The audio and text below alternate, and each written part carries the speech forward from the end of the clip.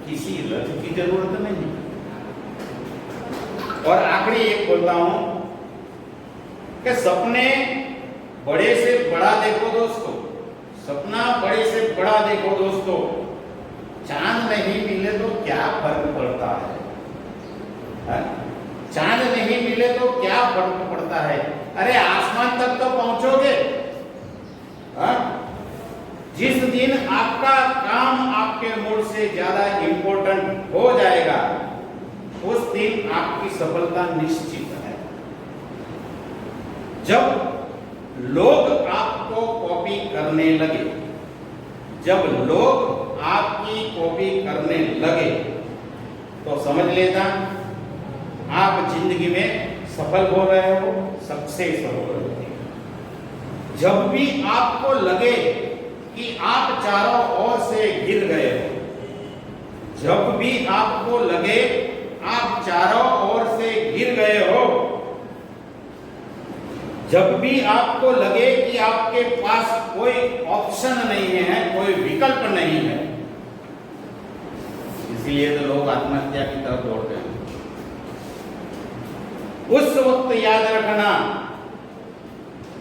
उस वक्त याद रखना, यही वह पल है जहां से आपकी तकदीर बदलने वाली है। सफलता की चोटी पर पहुंचने वाली है। अगर अब भी परिस्थिति आपके खिलाफ है, अगर अब भी परिस्थिति आपके खिलाफ है, तो याद रखना दोस्तों, आपकी वैल्यूज बढ़ने वाली, आपकी वैल्यूज बढ़ने वाली, आपकी वैल्यूज बढ़ने वाली। नमस्कार दोस्तों,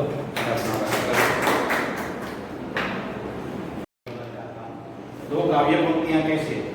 क्यों घबरा जाते हैं हम? क्यों घबरा जाते हैं हम? क्या मालूम जिंदगी में क्या होगा? ऐसा क्यों सोचते हैं कि हर समय खराब ही होगा? आगे बढ़ते रहे अपनी मंजिल और दिशा की ओर। कुछ नहीं मिले तो क्या होगा? अरे अनुभव तो नया मिलेगा। पहले सफलता 101 यानी ये पुस्तक हर व्यक्ति अपने जीवन में कुछ पाना चाहता है, सफल होना चाहता है। यानी कि क्षेत्र कोई भी हो, जगह कोई भी हो, स्थान कोई भी हो, प्रदेश हो या अपना देश हो, अपना कुटुंब हो या समाज हो, हर जगह व्यक्ति अपनी सफलता प्राप्त करना चाहता है, अपने को चोटी पर पहुंचाना चाहता है। लेकिन ज्यादातर लोगों को ये मालूम नहीं है कि हम सफलता प्राप्त करें तो कैसे करें। कई लोग अपनी अंदर की आत्मशक्ति से सफलता प्राप्त करते हैं, और ऐसे लोगों की ये बात है कि क्या उन लोगों ने क्या किया, कितनी कठिनाइयां, चुनौतियों और बाधाओं को पार करके और उच्च कोटि की सफलता प्राप्त कर सके। तो उसके लिए मैं दो बात कहना चाहूंगा कि हर कोशिश में शायद सफलता नहीं मिल पाती, हर कोशिश में शायद सफलता नहीं मिल पाती, लेकिन हर सफलता का कारण कोशिश ही रहती है।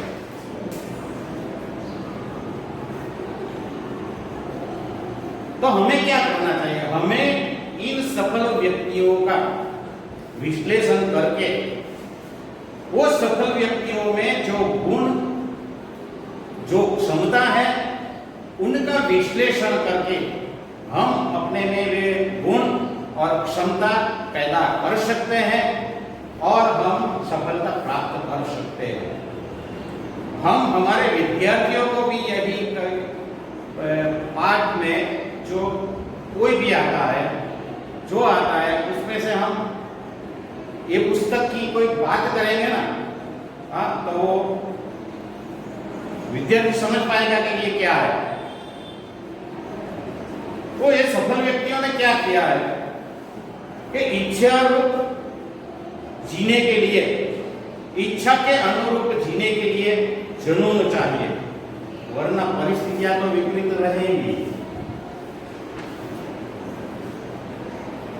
ગુજરાતીમાં અમૃત ગાયલની એક સરસ ગઝલ છે અને એ ગઝલ સફળતા પ્રાપ્ત કરેલ વ્યક્તિઓની ઝીણવટભરી ઝંખનાઓ, ઝીણવટભરું કાર્ય આની બહુ સરસ વાત કરી છે हमने कि ये શું કરે છે, वो क्या करते हैं सफल व्यक्ति, कैसे बाधाओं को पार करके आगे निकल जाते हैं। तो गुजराती में अमृत घायल ने लिखा है कि रस्तो नहीं जड़े तो रस्तो करी जवाना, रस्तो नहीं जड़े तो हमें रस्तो करी जवाना, थोड़ा हमें मुंझाઈને મનમાં મરી જવાના, અમે એવા નથી, નિજ મસ્ત થઈ જીવન આ પૂરું કરી જવાના।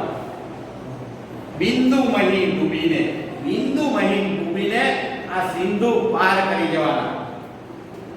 કોણે કહ્યું કે ખાલી હાથ મરી જવાના? अरे दुनिया की दिलना चारे छेड़ा भरी जवाना।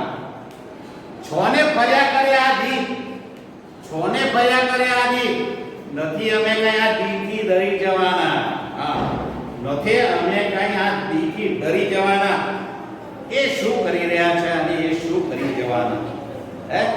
अरे एक आत्मबळ छे अमारू, एक आत्मबळ छे अमारू, दुख मात्रनी दवा। एक आत्मबळ છે અમારું, દુઃખ માત્રની દવા, હર જખમને અમે ટાંકા ભરી જવા।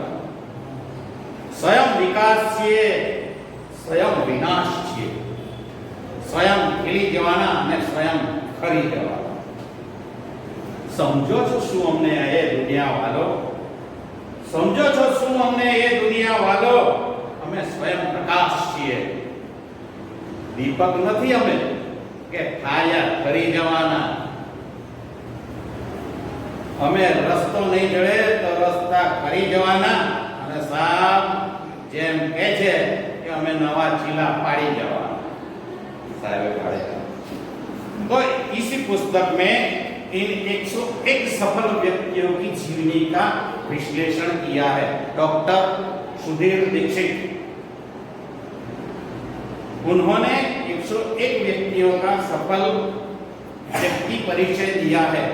उन्होंने 1000 से ज्यादा सफल व्यक्तियों का विश्लेषण किया है और उनमें से 101 व्यक्तियों का इस पुस्तक में विश्लेषण कर रख दिया है।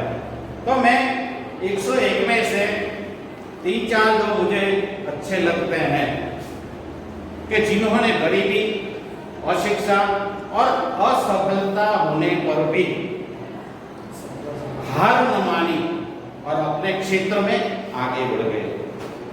तो ऐसे 3-4 व्यक्तियों का आपको निर्देश करता हूं, आपका सामने में विश्लेषण रखता हूं। शायद आपको जो पुरुष लोग हैं वो दाढ़ी करते हैं, है ना? तो जिलेट का नाम तो सुना होगा, सबने ही सुना होगा जिलेट। तो जिलेट ऐसे ही नहीं बन गए, हाँ, मिस्टर जिलेट वो एक साधारण हार्डवेयर में क्लर्क थे। तो उनको वो उनका क्षेत्र नहीं जमा, उनको कुछ करने की चाह थी, मैं कुछ करूं। तो सेल्समैन की नौकरी स्वीकार कर ली, सेल्समैन में भी उनका कुछ जमा नहीं, दर दर भटकना पड़ता, तो उसको मंजूर नहीं था जिलेट को। तो एक मित्र ने कहा, अरे यार तू ऐसा मत कर, तू कुछ ऐसा कर, तू कुछ ऐसा बना कि व्यक्ति एक बार इस्तेमाल करके, वपराश करके फेंक दे, वो फेंक देगा तो तुम्हारी बिक्री ज्यादा से ज्यादा होगी। तो ये बात जिलेट के मन में घुस गई और बार बार यही सोचता रहा, क्या करूं क्या करूं, हर दिन वो सोचता है। एक दिन वो अस्त्र से दाढ़ी बना रहा था। पहले के जमाने में अस्त्र चलता था, मालूम है? हाँ, तो अस्त्र चलता था, तो वो अस्त्र कपड़ा लेके गाड़ी बना रहा था, उसको छिल गया, है ना। तो उसने सोचा मैं एक ऐसा रेजर ब्लेड बनाऊं, एक ऐसा रेजर बनाऊं जो हर व्यक्ति को काम लगे। तो उसने ठान लिया कि नहीं, मैं रेजर ब्लेड नुमा रेजर ही बनाऊंगा।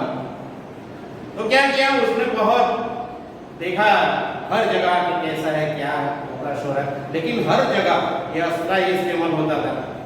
हजार की दुकानों में भी अस्त्रा होता था। तो उसने सोचा चल ये बना देंगे। तो उसने मशीन की खोज की, कहाँ से मशीन मिलेगा, जैसे जैसे करके पैसा लगाया, दोस्तों के पास से पैसा लगाया और मशीन लिया।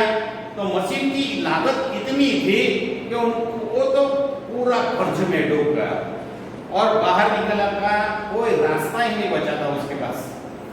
तो उसने क्या किया, वो घर घर जाकर ब्लेड के बदले, अस्त्रे के बदले ये ब्लेड इस्तेमाल करो। तो जैसे जैसे करके एक साल में 365 दिन में सिर्फ 50 रेजर ब्लेड ही बिके। सोचो क्या होगा उसका, पूरा कर्ज में डूब गया, निराशा की करता भार में डूब गया, क्या करे क्या सोचे। एक दिन क्या हुआ कि अमेरिकी सरकार ने उनके रेजर ब्लेड को पेटेंट दे दिया कि ये भाई ये तो बहुत अच्छा है लोगों के लिए और आपका ये नया है, नया आविष्कार है, तो रख दिया। उसके बाद जो चली रेजर ब्लेड, तो अभी भी टीवी में जिलेट ब्लेड का एडवर्टाइजमेंट आता है। उसमें भी ब्लेड जब पहले रेजर ब्लेड बना था, उसके बाद नया आविष्कार अभी 3 ब्लेड वाला रेजर है, जिलेट ब्लेड। उसने ब्लेड भी निकाली अलग से, हाँ वो ऐसे बनाते वो दाढ़ी वाली। बाद में ये जिलेट जो है किंग सी जिलेट के नाम से जाने गए।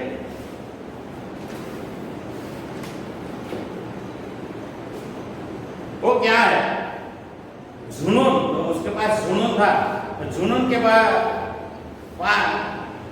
पास होना जरूरी है अपने। तो जुनून आपसे वो करवाता है जो आप नहीं कर सकते। जुनून जो आपसे वो करवाता है जो आप नहीं कर सकते। हौसला यानी कि हिम्मत आपसे वो करवाता है जो आप करना चाहते हैं। और अनुभव आपसे वो करवाता है जो आपको करना चाहिए।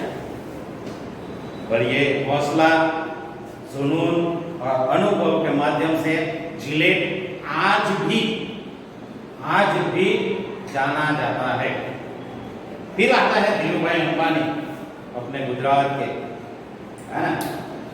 धीरूभाई अंबानी बहुत जाने माने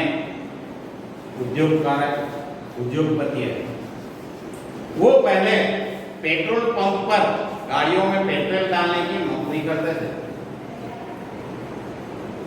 उनके मन में भी यही सोच एक कोने में चल रही थी कि मेरा भी एक पेट्रोल पंप होना चाहिए, मैं भी ऐसे 10 आदमियों को रख के पेट्रोल भरवाऊंगा।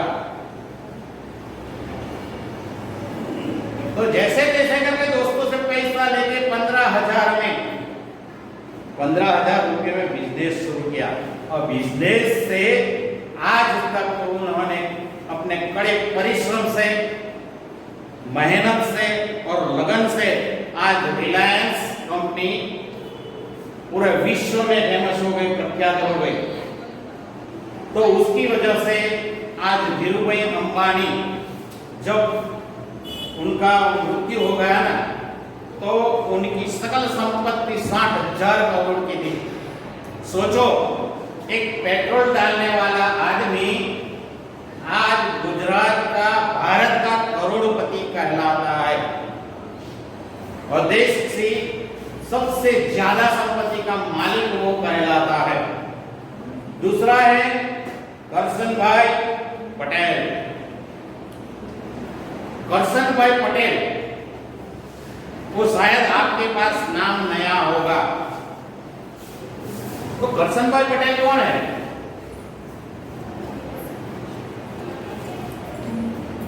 एक पटेल था सरदार वल्लभ भाई, जिसने भारत का नक्शा बदल डाला, जिसने भारत का नक्शा बदल दिया। और ये एक करसन भाई है जिसने भारत के लोगों का विचार ही बदल दिया। जिस पहलू ये करसन भाई है ना, वो एक साधारण लेबोरेटरी में लैब का काम करते थे, लैब टेक्नीशियन करते। तो उनके मन में यही विचार आया कि मैं कुछ करूं, मैं अपनी लेबोरेटरी स्थापित करूं और कुछ ऐसा आविष्कार करूं जो लोगों को सस्ते दाम में मिल सके। दिन में नौकरी करते और रात में वो घर के पिछवाड़े में, अपने वाड़ा बोलते हैं ना, उधर डिटर्जेंट पाउडर का आविष्कार करते थे, डिटर्जेंट पाउडर की खोज करते थे। तो ऐसे जैसे जैसे करते करते करते उन्होंने एक ऐसी पाउडर निकाली जो साबुन के बदले, टिकिया के बदले उसका इस्तेमाल हो सके, और उसमें उसने सफलता प्राप्त की। ऐसे ही सफलता नहीं मिल गई, वो सफलता प्राप्त करते करते 25 साल लगे, जब तक जैसे जैसे करके निरमा की खोज निकाली और घर घर जाकर निरमा बेचने लगे पाउडर, टिकिया के बदले ये इस्तेमाल करो। तो उस टाइम में हिंदुस्तान लीवर लिमिटेड जो है उसका पाउडर नहीं था, सिर्फ टिकिया थी। तो हिंदुस्तान लीवर लिमिटेड का भारत में बहुत ज्यादा पग हो गया था, बहुत ज्यादा संचालन हो गया था, हर जगह वो टिकिया चल रही थी। तो करसन भाई ने घर घर जाकर ये बेचा और बोले कि आपको पाउडर नहीं अच्छा लगता है, मैं आऊंगा 1 वीक के बाद, 1 हफ्ते के बाद, तो आपको पैसा मुझे दे देना, पैसा मैं आपको दे दूंगा, जो माल बचा है वो मुझे दे देना। जैसे जैसे करके निरमा ने बहुत अच्छा स्थान प्राप्त कर लिया और आज निरमा वॉशिंग पाउडर देश का जाना माना वॉशिंग पाउडर है। हिंदुस्तान लीवर लिमिटेड के एग्जीक्यूटिव ने, मालिक ने ये बताया था करसन भाई पटेल की अप्रतिम सफलता के लिए। उसने बोला था कि उन्होंने पूरे देश की कपड़ा धोने की आदत को साबुन की जगह निरमा वॉशिंग पाउडर में बदल दिया। ऐसे थे करसन भाई पटेल। वैसे है एक बाहर का है थॉमस अल्वा एडिसन, उसका नाम तो सुना ही होगा कि कैसा था आदमी। तो उनके लिए मैं 2 पंक्तियां कहना चाहूंगा कि जिंदगी में कभी टूटने से जिंदगी खत्म नहीं होती, जिंदगी में कभी टूटने से जिंदगी खत्म नहीं होती, हमेशा टूटने का मतलब खत्म नहीं होता। कभी कभी कभी कभी टूटने से जिंदगी की शुरुआत भी होती। और यही कहावत, यही काव्य पंक्तियां थॉमस अल्वा एडिसन और अब्दुल कलाम को अक्षरश लागू होती है। थॉमस अल्वा एडिसन जो थे वो क्या है, उनको जो पढ़े थे तो वहां वो मंद बुद्धि के हैं, वो पढ़ नहीं सकते, इसलिए स्कूल से निकाल दिया। तो थॉमस जो थे वो 3 कक्षा ही पढ़े थे, 1 2 3 कक्षा ही पढ़े थे। सोचो 3 कक्षा पढ़ने वाला आदमी आज पूरे विश्व का वैज्ञानिक है और पूरे विश्व को उसने ऐसा आविष्कार दे दिया कि हम जब रात होती है तो उसका आविष्कार हम देख सकते हैं। बल्ब बनाया हो। स्वयं को शिक्षित करने के लिए उन्होंने कई देश के कई पुस्तकें पढ़ डाली और अपने आप ही शिक्षित कर दिया। वो प्रयोगशाला में इतना, लेबोरेटरी में इतना काम करते थे, कभी कभी तो 60 कलाक खाए पिए बिना ही काम करते थे। बिजली का बल्ब बनाते समय हजारों प्रयोग उनके असफल रहे, यानी कि वो टूट जाते। लेकिन उन्होंने वो कहा, जिंदगी में टूटने का मतलब जिंदगी खत्म नहीं होती। वो अपने दिमाग में उछेड़ दिया था, वो दिमाग में रख दिया था। इसलिए विश्वास के साथ वो प्रयोग में जुटे रहे और एक दिन बल्ब का आविष्कार कर दिया। और बाद में जब हमारा बोला हुआ, हमारा गाया हुआ, हमारा संगीत किया हुआ कुछ रिकॉर्ड नहीं रख सकते थे, कुछ अपने पास नहीं रख सकते थे, तभी उन्होंने रिकॉर्ड प्लेयर का भी आविष्कार किया। वैसे थे डॉक्टर अब्दुल कलाम। अब्दुल कलाम का तो बहुत ज्यादा है। एक नाविक के लड़के को इतनी ऊंची सोच, हाँ, शायद उनकी जगह कोई और होता तो अभी वो भी नाविक, नाव चला रहा होता, नाव बना रहा होता, है ना। लेकिन टूटे नहीं तो उसने अपने जिंदगी में काम को पहला स्थान दिया और आज देश के जाने माने राष्ट्रपति है और वैज्ञानिक भी रहे। दूसरे हैं हमारे लाल बहादुर शास्त्री। लाल बहादुर शास्त्री भी बहुत गरीबी अवस्था में रहे। तो लाल बहादुर शास्त्री जो थे हमारे भारत के अभी तक के सबसे ज्यादा महान, सबसे ज्यादा प्रामाणिक प्रधानमंत्री कहलाते हैं। उन्होंने गरीब रहते हुए भी, गरीबी होते हुए भी अच्छा भारत का प्रदर्शन किया और भारत को सर्वश्रेष्ठ बनाया। तो मैं उनके लिए कुछ कहना चाहता हूं कि सब कुछ अपने पास न रहे तो चिंता न करें। सब कुछ अपने पास रहे तो चिंता न करे। बुद्धि और अनुभव को कोई छीन नहीं सकता, ऐसी कोई ताकत नहीं है। बुद्धि और अनुभव को कोई छीन नहीं सकता, ऐसी कोई ताकत नहीं है।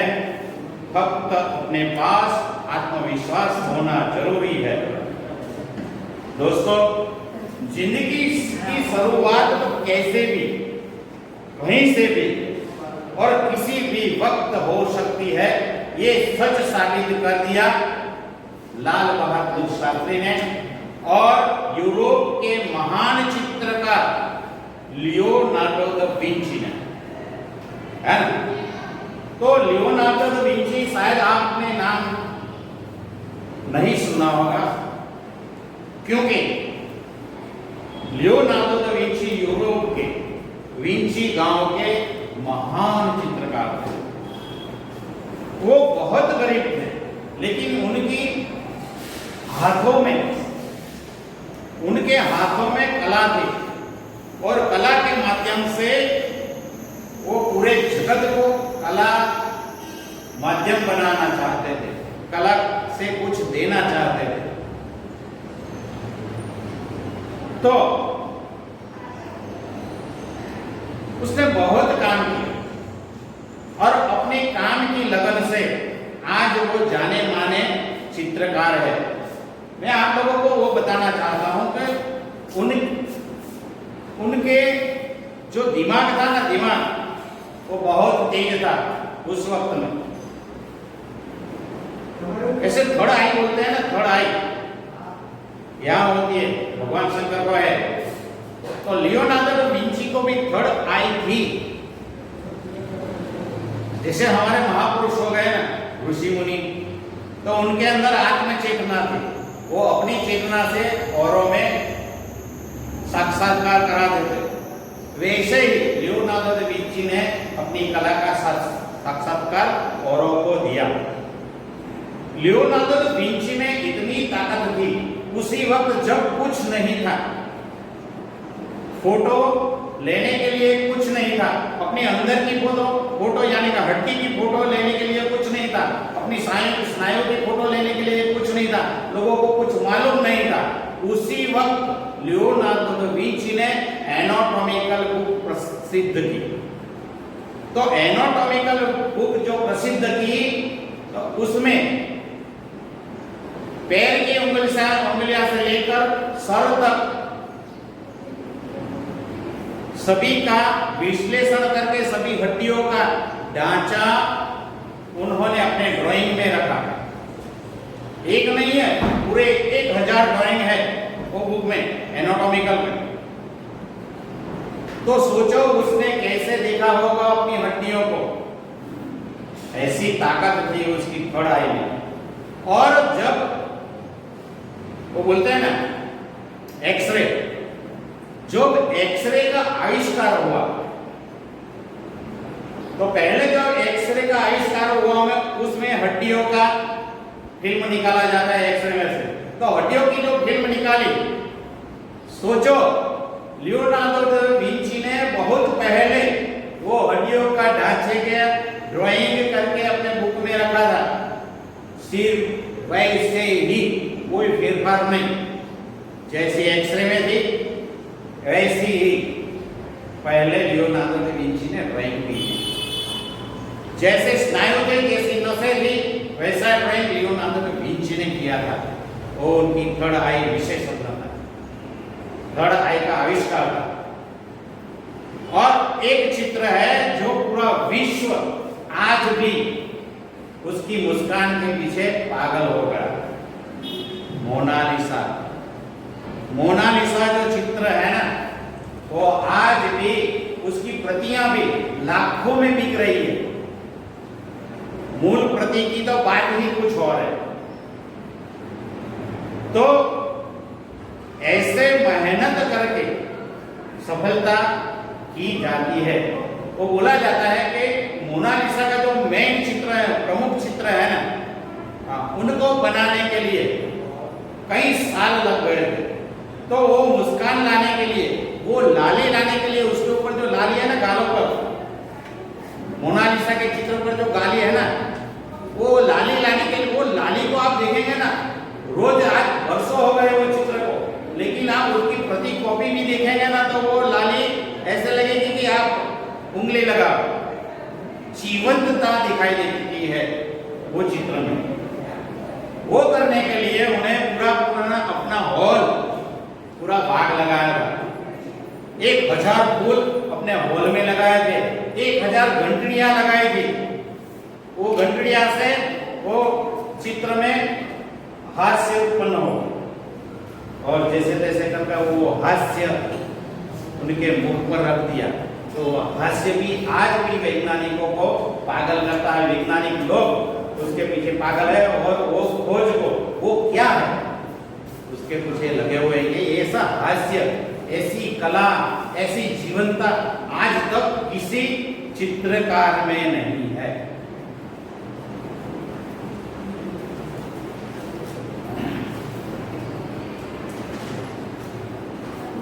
वैसे महान संगीतकार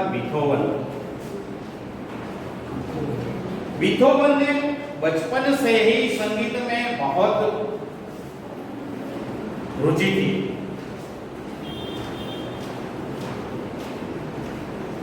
उनके लिए भी एक पंक्तियां लागू होती है कि सब कुछ अपने पास न है तो चिंता न करें, बुद्धि और अनुभव को कोई छीन नहीं सकता। वैसे ही बीथोवन के लिए लागू होती है। समझो, ये जो महान संगीतकार है, महान गीतकार है, वो खुद अपने गाने सुन नहीं सकते थे, अपना संगीत सुन नहीं सकते। सोचे ऐसा संगीतकार होगा। आज बीथोवन पूरे विश्व का महान गीतकार और संगीतकार है।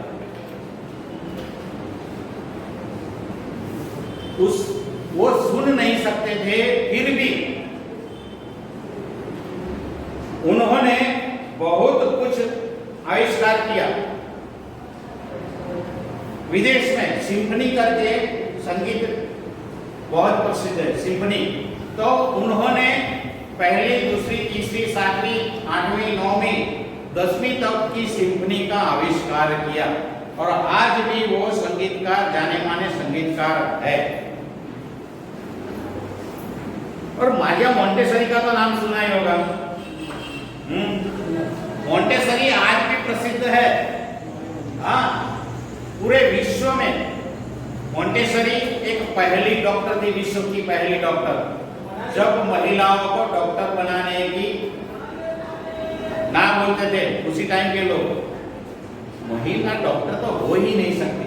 वो जैसे तैसे करके डॉक्टर बन तो गई, लेकिन लोगों ने उसके पास कोई भेजा ही नहीं, नहीं उसके पास नहीं जाना, वो महिला डॉक्टर है। तो क्या किया लोगों ने, जो छोटे मन बुद्धि के बालक थे ना, वो उसके पास रख दिए। वहां के समाज ने बोला कि ये तुमको ये करना है, इनको पढ़ाना है। वो तो डॉक्टर थी, हाँ, उनका इलाज कर सकती थी। इलाज करा और वो बच्चों को इतना पढ़ाया कि वो बच्चों ने बहुत सफलता प्राप्त की और वो बच्चे भी अपनी अच्छी कैरियर बना सके। तो मारिया मोंटेसरी ने वो चुनौती स्वीकार कर ली और ये बच्चों को, मंदबुद्धि के बच्चों को पढ़ने लिखने के काबिल बना दिया।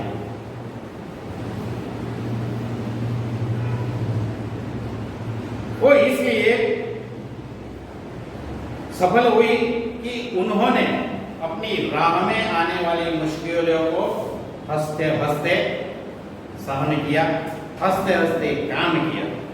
और आज भी बच्चों की जो पहली शिक्षा होती है वो मोंटेसरी के नाम से जानी जाती है और अभी भी हम प्री प्राइमरी के नाम से उसको जानते हैं। बाद में आते हैं, बहुत ज्यादा समय नहीं लूंगा, आखिरी समय देता हूं, थोड़ी इनके लिए बात करता हूं। एक कलाकार थे बच्चन, मिस्टर अमिताभ बच्चन। मिस्टर अमिताभ बच्चन वो ऐसे ही नहीं बने, हाँ? उनका दोस्त था राजीव गांधी, फिर भी अमिताभ बच्चन फुटपाथ पर रहे थे।